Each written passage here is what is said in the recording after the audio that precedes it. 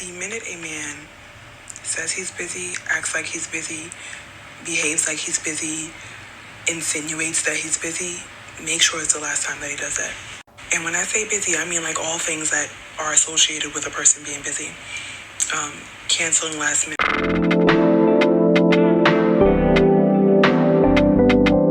breaking promises, not showing up when you agreed to, what else? Having poor communication, lack of communication, inconsistent communication, all things that align with busy. You must understand that it is being done and it is being displayed on display for you in order to destabilize you emotionally. It is human psychology, okay, for when one is unsure, right? When you are uncertain, for you to chase clarity. Men know exactly what they're doing.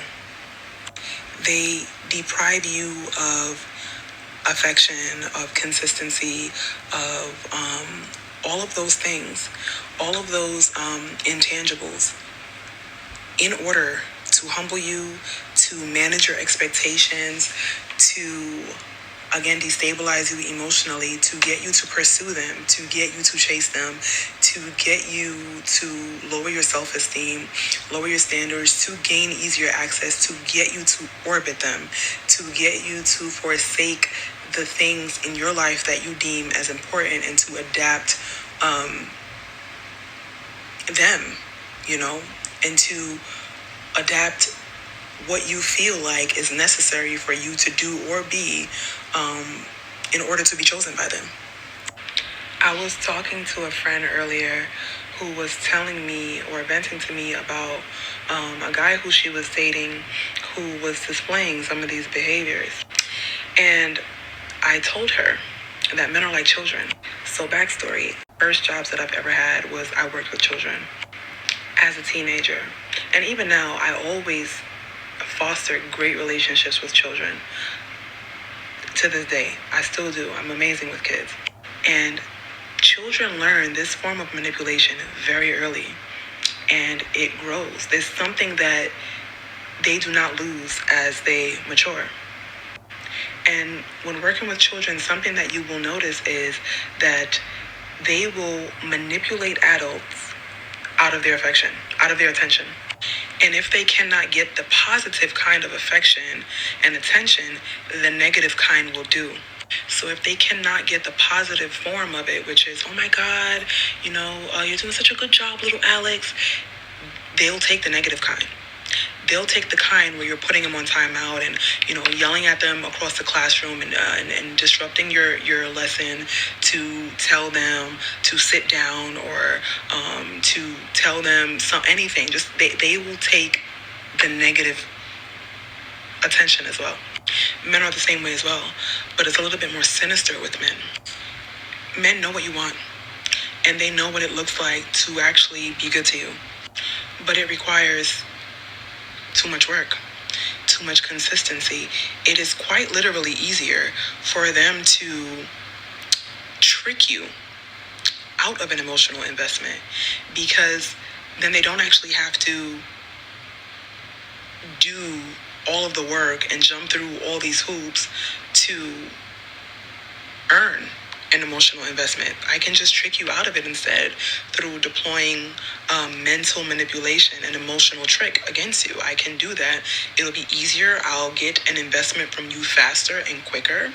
And I will actually not have to be a good person while I'm at it, right? This will not allow me or call for me to continue being a good person to you.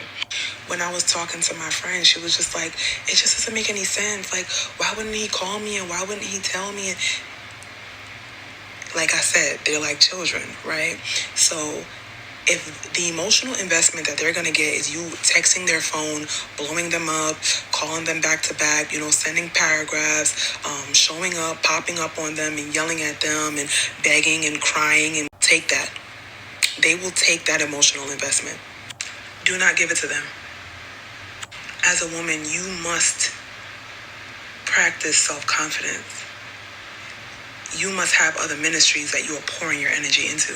You must get your ego in check as well, because sometimes it is your ego, right? Why you decide to follow and chase and beg and plead, okay, behind certain types of men, because your ego needs to be accepted. It needs to know that it was chosen by someone. It needs to know that someone saw you and decided that you were good enough to be picked. You have to govern your emotions as a woman, because you will be able to think more clearly. You will be able to see, to hover over situations like an eagle, right? We don't have a bird's eye view. When your emotions are in check, you become an eagle.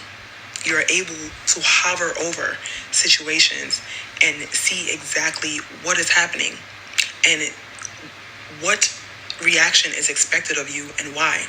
You must deprive them of it, and then get your ego in check. Your ego is what's causing you to fight to be in situations that are not good for you to be in, because it so desperately wants the satisfaction of being picked, of being chosen, of feeling like it's good enough. And when my friend is like, oh, but I don't understand why he wouldn't this or why he wouldn't that, what I will leave you with is things that do not make sense do not happen. So if it's happening and it doesn't make sense, it's being purposely done. Okay? The normal thing for someone to do, if you're not going to make it or if you're not, is to communicate that. So when you feel like a romantic interest, or just this is supposed to be a staple for just life, period, but we're going to apply it to romantic interest. When a romantic interest is doing things that does not make sense, you don't even understand why they're doing that. They're doing it on purpose. And once you adapt and apply that rule, okay, you will be fine. You will not sit and ponder and obsess over why someone is doing a particular thing, okay? You will move accordingly. There is nothing feminine about being unstable emotionally, or running behind the male. You must also be busy, okay? Be busy with your aspirations, hobbies, your talents, making money, work, gym.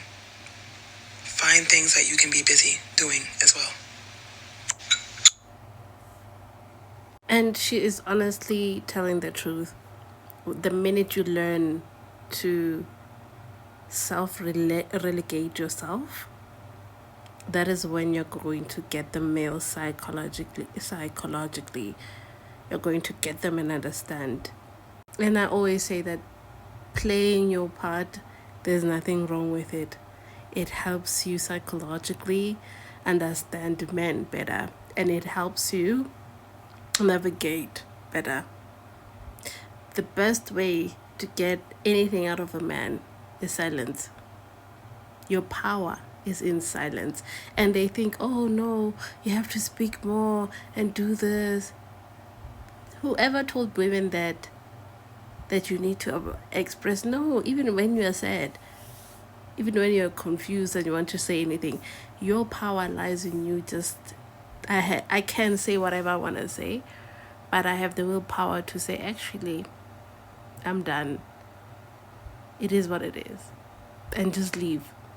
Your power as a woman is in silence. Not because the Bible says so, not because any religion says so, not because any man says so, because you understand that people can utilize your words to manipulate you. I've seen it today, and I understood why most of the time I keep quiet in certain situations, because they don't know my thoughts, and they cannot utilize my words against me. Silence is the power.